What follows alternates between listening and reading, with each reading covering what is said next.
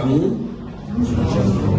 J'ai bien placé mon bonjour parce que on est parti pour 1 heure, donc je ne suis pas trompé. Bonjour à toutes les familles qui nous suivent également en ligne. Alors, mon témoignage dans le cadre de cette 59e session, c'est ça, 59e session de veillée, va porter, suivant donc le calendrier, sur le thème relations parents-enfants, mari et femme. Alors, je commence déjà par dire que moi, je n'ai pas été témoigné. Je suis à l'église, mais personne ne m'a témoigné. Ce n'est pas quelqu'un qui m'a dit, là-bas on parle de Dieu, c'est bien, viens, tu as souviens, c'est bien. Voilà, je n'ai pas été témoigné pour la simple bonne raison que j'ai suivi mon père. Et aujourd'hui, je le dis un peu avec un peu de joie, mais je suis dans mon sérieux quand je dis mon papa a son église, moi aussi j'ai mon église. Mais ça coïncide que c'est la même église. Ça a tout son sens. Tout simplement pour dire, je ne suis plus en train de suivre mon papa. C'est pas dans la logique de suivre quelqu'un. Nous deux, on est sur le même chemin. C'est plus un qui suit son ami. Alors, en 1992, c'est en 1992, mais pas en 1991, que lui, il a été témoigné par lui, son père spirituel. Et nous, on le suivait.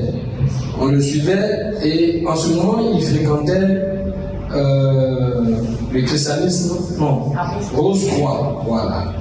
Bon, nous, on partait avec lui à la Rose-Croix, à ce que eux, ils appellent leur école du dimanche.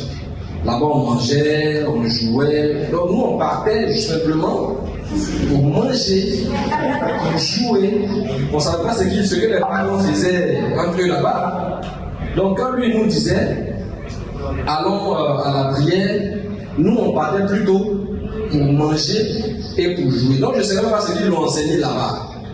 Et ça a continué comme ça, jusqu'à ce que lui, il soit témoigné, il fasse son séminaire de 7 jours. Mais, un jour, j'étais à un séminaire d'ensemble et puis on m'a posé la question suivante.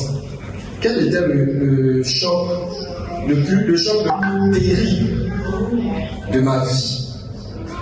Le choc le plus terrible de ma vie. Même quand j'en parle encore, j'en vois des frissons. Mais ce choc-là fait que le lien entre mon père et moi est devenu encore plus fort. Le choc le plus terrible, jusqu'à aujourd'hui même, le choc le plus terrible de ma vie, c'est sous mes yeux que mon père physique et ma mère physique se sont séparés. Je me rappelle tellement bien comme c'était hier, à 4 h du matin. Moi je ne dormais pas, mon grand frère lui dormait en train de ronfler quelque part là-bas, moi je ne dormais pas. C'est sous mes yeux qu'ils se sont séparés. Et quand maman est partie, lui, le père, il jouait en même temps le rôle de père et de mère. Ça fait que sur lui, son lit conjugal, il dormait avec ses deux derniers enfants qui étaient mon grand frère, mon aîné et moi. Donc nous, on dormait dans lui, sur lui, son lit conjugal, dans lui, sa chambre, pendant que mes autres soeurs dormaient ailleurs. Donc le lien est devenu encore plus fort. Quand il a fait son jeûne de 7 jours, d'abord le séminaire, ainsi de suite, et puis son jeûne de 7 jours, à la clôture, puisqu'il a fait le jeûne au centre d'éducation, à la clôture, il a exigé que ses enfants soient là. Bon, nous on a exigé aussi de venir manger ce que lui va manger. Ce n'était pas une question d'enseignement pour nous, hein, mon grand frère et moi. Donc, lui, il était en train de clôturer, et comme vous le savez, hein, quand on clôture le jeûne de 7 jours, le repas, il est assez léger. Voilà. Donc, nous, on allait manger léger. On allait manger avec lui. Donc, on a laissé la grande maison, on est allé chez lui, au centre d'éducation. Et on a mangé avec lui, on dormait avec lui. Et à partir de là, lui, maintenant, il nous présente à ses amis, ses nouveaux amis, les membres de l'église. Voici mes enfants, donc dorénavant ils vont venir avec moi. Et je me rappelle avoir posé une question. Ici aussi là, on mange. Parce que si on va plus de l'autre côté, où il y a les prières, où on mangeait, il faut quand même qu'on compense. Vous êtes d'accord avec moi? Et il me rassure que oui, ici aussi, on mange. Quand on vient prier là, on mange. Et ça continue comme ça. Je me rappelle encore une fois, la première fois où j'ai eu l'occasion de donner un sermon. Comme je le dis toujours, moi je ne suis pas pasteur. Mais ce jour-là, le pasteur Cécile a voulu que je donne le sermon. Mon papa était là, ma maman également. Et j'ai eu l'occasion de leur rendre l'hommage que je dois toujours leur rendre. Je leur ai dit que la plus grande richesse qu'un parent puisse donner à ses enfants, c'est l'éducation. C'est le plus grand héritage. L'argent, c'est des feuilles, hein? C'est des feuilles, ça s'effrite, ça peut se brûler, et puis bon, voilà. Ça s'évapore, les pièces, ça peut tomber, et puis bon, voilà. Moi, j'ai vu des maisons de certains ministres qui sont abandonnés, qui pourrissent même dans la brousse là. Bon. Mais l'éducation, c'est la plus grande richesse. Et la relation que je continue d'entretenir avec mon père, c'est cette force de l'éducation. Je suis fier d'avoir bénéficié de lui, son éducation.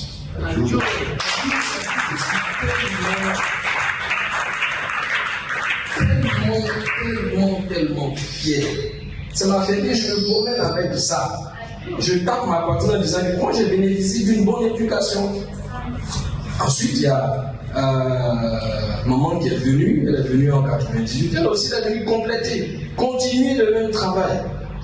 Mais au quartier, certaines personnes pensaient que nous là, on était endoctrinés par vaudou, ou bien, je ne sais pas quelle expression utiliser, mais ceux-là, c'est des gens, et ils ne parlent pas être femmes, hein. Eux là, c'est des gens à part. C'est ce que les gens pensaient de nous. Mais mon frère aîné et moi, nous, on en rigolait parce qu'on se disait, à vous, on ne peut pas expliquer l'immensité des messages, mais des conseils que nous, on reçoit. En 1 minute, en 2 minutes, qu'est-ce que nous m'avons dit? Pendant que vous êtes en train de vous moquer de nous là. Que nous, on ne va pas au bar, on ne va pas au maquis, on n'a pas de go, on n'a pas de copine, tout, machin. Bon, quelqu'un qui a se moquer de toi comme ça. C'est lui là, tu as venu dire, non, c'est-à-dire que Adam et Ève dans le jardin. Il ne va pas te comprendre. Il n'est pas dans cette logique. Donc nous, on a encaissé ça. Mon frère et moi, on a encaissé ça pendant des années. Parce que notre père nous a éduqués à ne pas avoir une vie de débauche. Pas du tout. Nous, on va être un garçon même. Oui, je peux le dire aujourd'hui, on va être un garçon. Parce qu'on s'est dit, même regarder même là-haut, ça c'est le père apprend ça, c'est pas bon. Et comme la relation avec papa est une relation très forte, il ne faut pas le décourager, il ne faut pas le, comment dirais-je? C'est ça, hein, il ne faut pas le... Non, je dis, il ne faut pas le décourager, voilà. Il ne faudrait pas qu'il apprenne un truc que tu as fait et puis il sera découragé, il va dire, mais hein, tout ce que je te donne comme éducation, regarde ce que tu allais faire. Donc on veillait à ce qu'on ne commette pas de gaffe. Et c'est après avoir assisté à la bénédiction, je crois en 2007 si je ne me trompe pas, c'était à l'hôtel communal de Cocody. Je l'ai accompagné pour aller assister à la bénédiction, je ne sais pas si c'était coefficient ou bien ceux qui sont à côté là, coefficient. Et quand c'est fini, je lui ai dit, moi aussi je vais aller à la bénédiction. Il dit, ah bon? Il dit, c'est bon, non? Il dit, oui, c'est bon, c'est bon. Il dit, mais moi aussi je vais aller à la bénédiction. On était en 2007. Et on a commencé à se préparer 2 années jusqu'à ce que, en février, en février 2009, je reçois ma bénédiction. Moi, j'étais très content. Le père aussi était très content. Mais dans mon entourage, le quartier, les gens n'étaient pas contents. Hein? Ouais. Oui, j'ai connu des filles qui ont commencé à me déclarer leur flamme. Toi, tu es ici, tu ne nous as pas vus. C'est quelqu'un qui est au loin là-bas. On a appris que tu t'es marié. Toi, tu t'es marié en photo. Nous, on est ici. On nous dit, on va venir balayer à la maison. On va venir aider ta maman là, comme ça, tu nous marier. Il dit, attends, c'est si mignon que ça. Et puis on me regardait beaucoup, personne n'est venu me dire, mais aujourd'hui où je suis marié là. Bon, j'ai tout pour rigoler, mais en même temps, j'ai compris. J'avais un double challenge. Ne pas décourager le père. Parce que je dois toujours être cette image de fierté qu'il voit en moi. Mais en même temps, je suis en train de suivre sa voix, qui est aussi dorénavant ma voix. Parce que maintenant, je suis fiancé. Ma conjointe est venue en 2000, fin 2010, début 2011, au beau milieu de la crise, pendant que les âmes tonnaient ici. Mais on a continué à s'unir en prière en se disant, c'est un chemin qu'on veut. Et nous, on a pour devoir d'être toujours une fierté pour nos parents. Parce que ces parents-là, ils nous ont donné la vie. Ils auraient pu mener, eux, à leur niveau, une vie de débauche, et puis bon, voilà, c'est fini. Mais ils ont dit, si l'histoire de vrai doit commencer, elle doit se poursuivre avec nos enfants. Et l'histoire un peu que moi j'ai vécu étant ici en Côte d'Ivoire, c'est pratiquement similaire à celle que mon épouse a vécue, elle aussi avec sa mère, quelque part là-bas au Cameroun. On se retrouve, on constitue une famille, mais dans notre entourage, ça se pose toujours des questions. Aujourd'hui, je peux le dire, lors d'une dernière rencontre avec des amis d'enfance, sur 100%, je veux dire 90, 95 ne vivent plus avec la même copine qu'ils ont connue quand on était ensemble. Il y a d'autres mecs qui ont divorcé 3 fois. Mais on se voit, hein? On rigole, voilà, on se taquine, mais le respect est là. Ça fait que je suis devenu le conseiller de certains. Et je dis souvent une phrase à certains, le vrai homme là, ce n'est pas celui qui séduit plusieurs femmes à la fois. Non. Le vrai homme, c'est celui qui séduit plusieurs fois sa femme. Il faut être en mesure de montrer que tu peux séduire ta propre femme. Lundi, mardi, mercredi, elle doit toujours être fière d'être avec toi. C'est pas utile que Akissi soit fier de soit séduite par toi, Daniel soit séduite par toi, Jacqueline soit Généviève. C'est quoi? Tu vas où est tout ça? C'est banal, ça, c'est un problème. Voilà. Je peux vous assurer, même mes amis d'université, il y a plein qui ont eu des enfants avec une femme, ils l'ont laissé, ils sont allés avoir un enfant encore ailleurs, tout. Et il y a un qui a eu le courage de me demander, mais ton affaire de.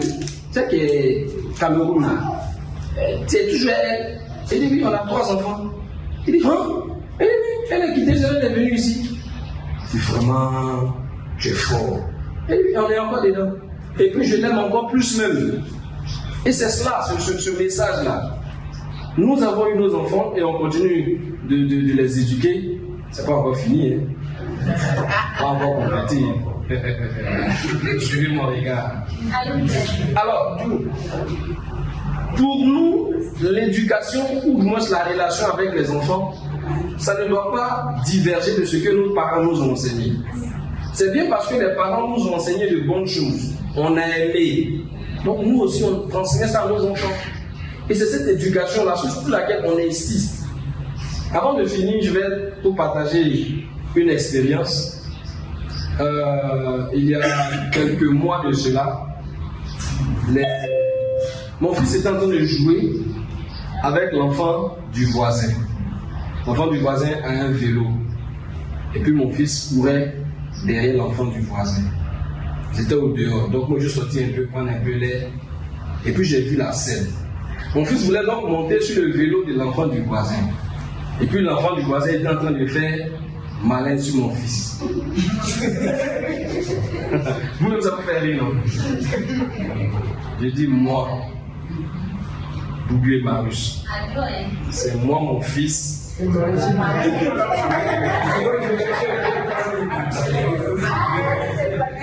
Donc je suis allé dire à sa maman, tu as vu la scène là? Ça c'est des choses, plus jamais ça va se répéter. Je lui ai quitté au travail le lendemain avec le vélo. Il dit, mon fils, ça c'est pour toi. Il faut t'amuser. Jouez ça, vas-y. Mais parce que je me dis, enfant des vrais parents ne doit pas envier quelqu'un du dehors. Quand l'envie de dehors commence, c'est pas bon. Derrière l'envie là, toutes choses peuvent se glisser. Donc je dis toujours à mes enfants, n'enviez personne. N'enviez jamais. Si vous avez besoin de quelque chose là, demandez à papa, demandez à maman. Et je fais en sorte que on puisse sortir souvent. Donc on va au resto, toute la petite famille, hein. On va au restaurant. Ils mangent ce qu'ils ont envie de manger, poulet braisé, poisson, tout. Pour une soirée, on peut dépenser 25 000, 30 000. Et puis je dis à ma grande fille, qui est ma nièce, je dis, ce que je fais là, je suis content de le faire. Parce que je veux que vous soyez à l'aise. Et que vous puissiez taper la poitrine pour dire, toi tu vas me montrer quoi que mon papa ne m'a pas encore donné. Je ne veux pas que vous regardiez au dehors parce que papa va vous donner, parce que maman va vous donner. Ce qu'on vous donne, c'est pour votre éducation. C'est pour vous permettre de grandir sainement. Grandir dans de bonnes valeurs. Mais surtout, n'enviez personne. Alors là, personne. Ça me fait plaisir. J'ai vu un jour mon fils commencer à discuter avec d'autres de ses amis en disant que mon papa il a une grosse voiture. C'est facile d'avoir encore garé ici, hein. Mais si tu vois sa voiture dans l'ordinateur, au moins j'ai commencé à rigoler en me disant il a vu une voiture dans l'ordinateur. J'étais arrêté à côté d'une grosse voiture. Mais lui, dans sa tête, en discutant avec son ami, il est en train de dire à son ami, toi tu vas m'intimider avec quoi? Rien, que mon papa a déjà ça. Mais c'est la même chose, nous sommes enfants de Dieu, des vrais parents. Donc on doit avoir la fierté de dire, rien de dehors ne va m'intimider. Parce que mon père a déjà ça. Voiture, mon père a ça. Maison, mon père a ça. L'argent, mon père a ça. Et je termine avec ce petit détail. Les enfants que Dieu nous ont donnés, ma prière de tous les jours, c'est que ces enfants, ils ne manquent de rien. Que dans ma maison, il y ait toujours à manger. Matin, midi, soir. Famille bénie, je peux vous dire, il n'y a pas un jour, moi, Bougué Marius, j'ai manqué d'argent pour nourrir les enfants de Dieu des vrais parents. Il n'y a pas. Même si c'est chaud comment, que je me réveille le matin, il n'y a rien. Avant midi, ça rentre. Pour que les enfants, ils puissent avoir de quoi à manger. Ils puissent avoir de quoi à se vêtir. Ils puissent avoir de quoi à se divertir. Ils puissent avoir de quoi à être à l'aise dans la maison de leur papa et de leur maman. Merci beaucoup pour votre aimable.